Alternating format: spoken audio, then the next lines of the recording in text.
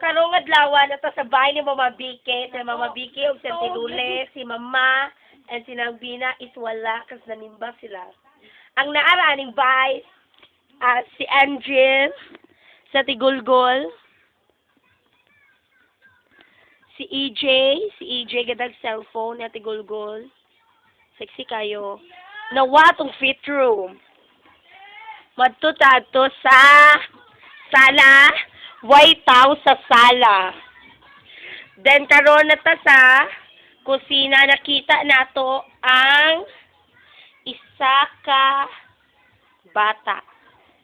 Mao ni kinabagwangan ni Angel. Tulala. Tulala si Alea. Hi. Nakita na to si Lula, gainom na po, dugtuba. Isumbong na ko ni Mama BK. Mo ni siya ang XXX. Explosivo, ecstasy. Then, karon nakita na to si Alea, tulala, yapon siya. Ngano ka ha? Nakita na to si EJ, nga padong. Padong, asan siya padong? So, ni-stop siya, gada siya sa cellphone, duwaan ni Alea. And si Alea, tulala, gihapon. Ngano kaning duha? Nya makita nato ang duyanan. Kisay food sa duyanan.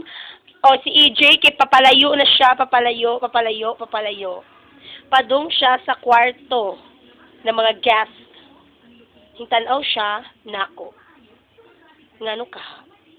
Nya nakita nato ang baby gamay na nagduyan-duyan. Unya si Alea, mo nagpadong sa baby nga gamay. No.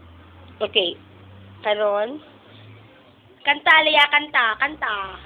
Say cheese. Dead mako. Kita na to si EJ nagada sa takob. Nagtakob Alea, oh. Itakob na EJ, itakob. Kita na to si Alea nga padong siya. Asa may kanta dun?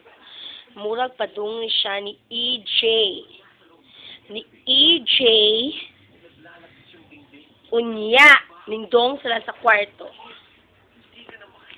Sa katon, ang mga pangitabo din sa bahay ni Mama BK ay walay hinungdan. Boring ang mga pangitabo kay walay mga fit room na nakita na ako.